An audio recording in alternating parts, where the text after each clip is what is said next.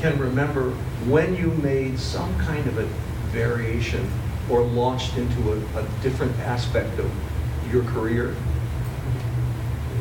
Can you recall what motivated you to say, I can use what I'm doing now, and I could probably use it in this way, and then actually ended up making either a variation or a career change just from that? And what motivated you to do that? Did anybody recall doing that in their work life? I ended up, when I decided to go to college, it was probably December, January of my senior year, because I didn't know what I wanted to do, and I ended up coming to North Adams, and I ended up being able to kind of flounder around, but I had some really great teachers, and there were a couple, Mr. Coombs, Mr. Milner, second year, and had a lot of conversations with them, and they basically were able to sort of listen and to try to pinpoint, what might be a good, choice. And one of the things they both said was to get out of here because I wasn't ready. So I did drop out of school and ended up, I worked 3 jobs for the summer and ended up got a one-way ticket to Europe and a Eurail pass and went overseas. It was a great opportunity to be able to, to be able to have a whole different experience. But I think that they were really attuned to that, as were a bunch of other teachers. And I ended up, I kind of looked at that as an early semester abroad. So when I started seeing students nowadays, it was just a great learning experience. But they were very encouraging, and I think we all have had experience with individual professors and teachers who were able to sort of listen and to zero in on our abilities and again sort of help us. As it was, I ended up went on and became a social worker, and that's been my career. But I did the last 10 years working in an alternative high school as a guidance counselor, adjustment counselor, and the experiences that I had here with the specific teachers, had a lasting impact. So I'm sure all of you have had different experiences. Ron, I don't know if you remember or not, but Ted Kennedy came and visited the school in '66. And he had, we spoke about that last night. Plane crash and broke his back, and he walked down the aisle. I'll never forget that. And of course, I was a big fan of JFK's. And that encouraged me more to join Peace Corps in '69.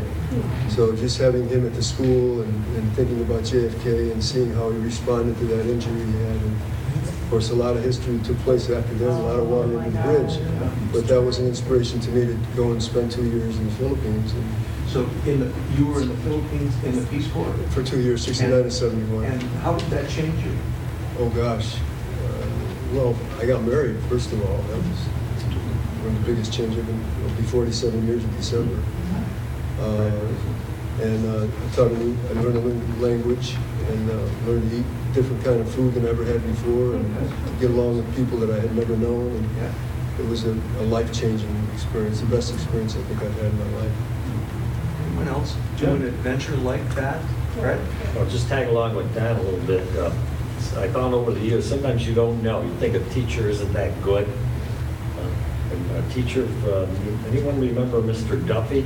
Oh, yes. A lot of people. And I'll tell you what, he probably taught me more than any other professor here in terms of training, because I was a great speller, but my writing skills were rather poor in terms of transition, arrangement.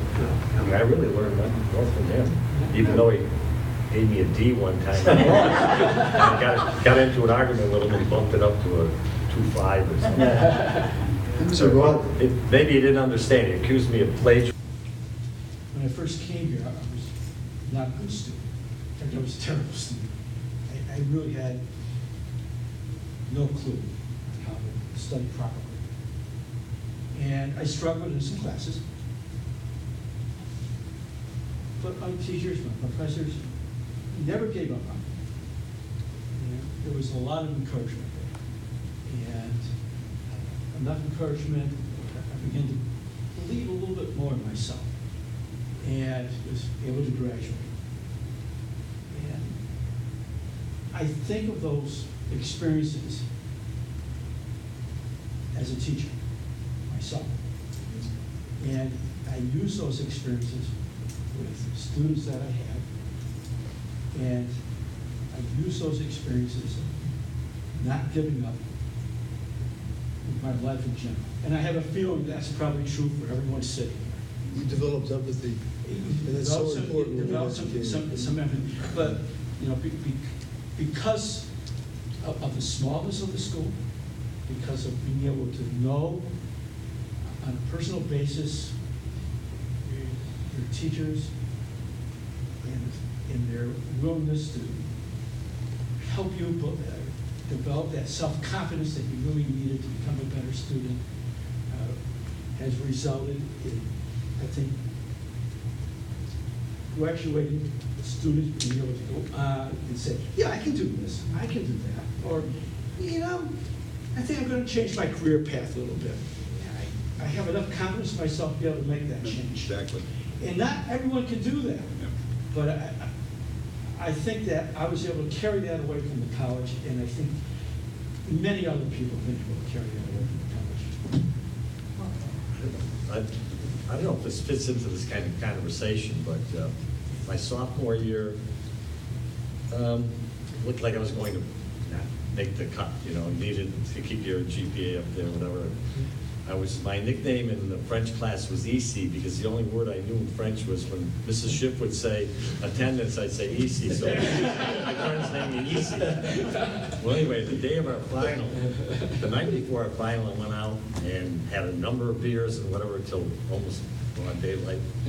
And when I woke up, it was too late to get to the final. Luckily, we had 2 inches of snow, and so I called State College and I said, would you let Mrs. Schiff know that I'm going to be late for the final because my car went off the road? I told a lie. Yes, I did. But anyway, I got there, and she called me in. She called me into the office, and I said, I'm going to have to take that final, I guess. And she said, I'm not going to make it to take the final, Fred. She asked me a few questions. I can't remember what, because I'm sitting there saying, I'm dead, I'm dead. And she says, I think you're a diamond in the rough. She says, I'm going to give you a D, or whatever that, I don't know, 1.0, whatever, which kept me in for another year. So and for umpteen years, I wanted to thank her. I know she's still alive down South County someplace.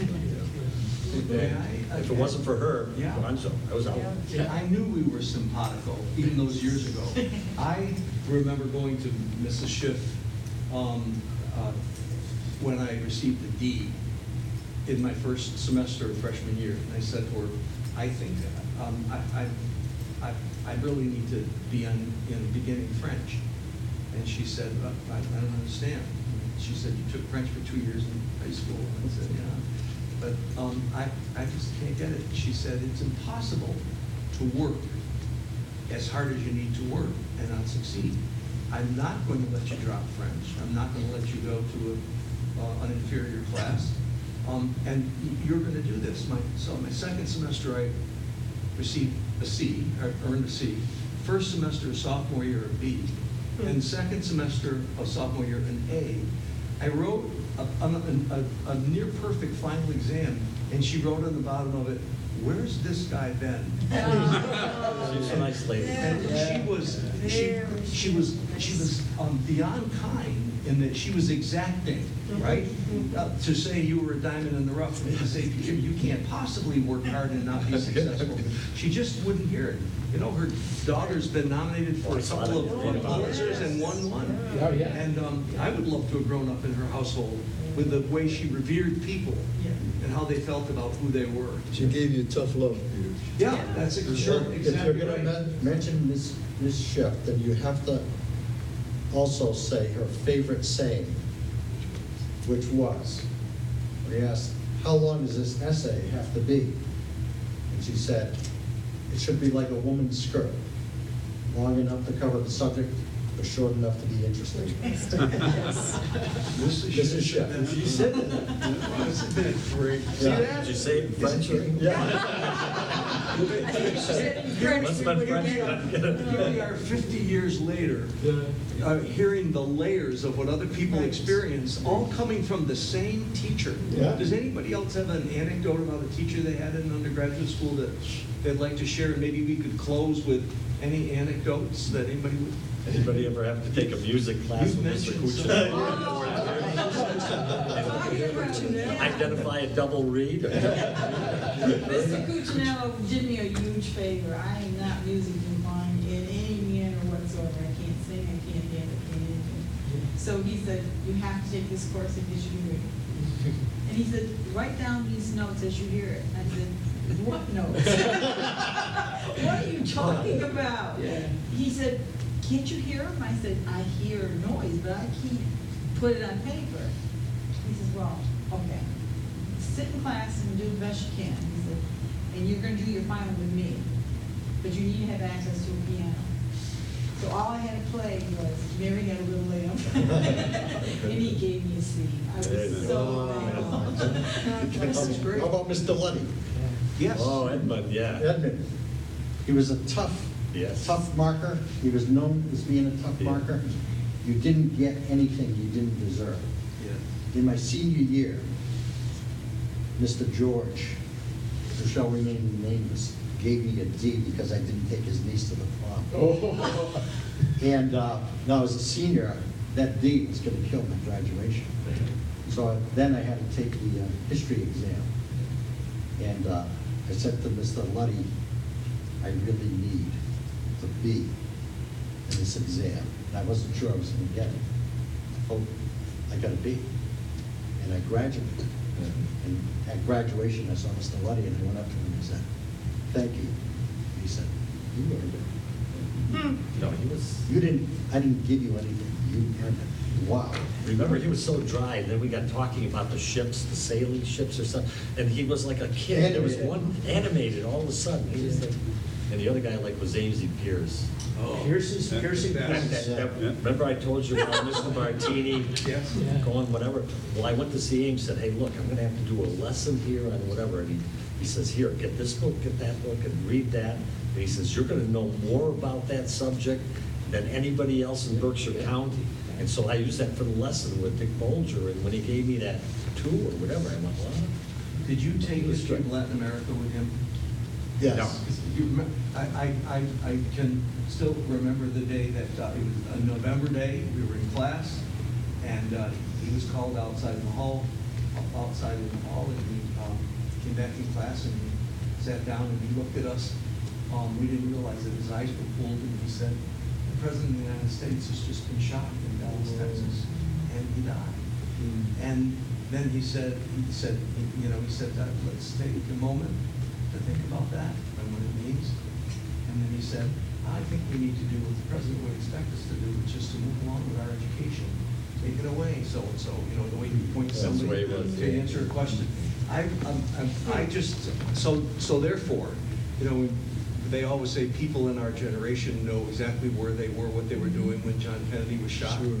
And I think, yeah, he was a Latin American. We were playing ping pong. Is that right?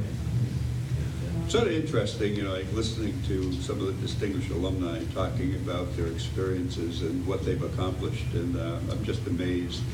And one of the things that is sort of a constant with all of them is that they had a teacher at the school that took an interest in them, and they availed themselves of that, and it motivated them to really become successful. But I also took that with my students. I felt a real need to nurture.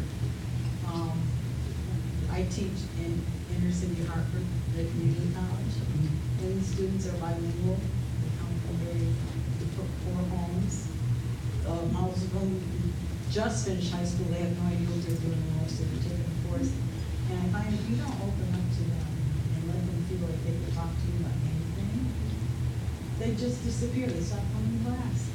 So does that stem, you think, is that just who you are, or did it stem somewhat from what you observed of teachers when you were here? I think because it was nurtured here. It was. Yeah, it was nurtured here.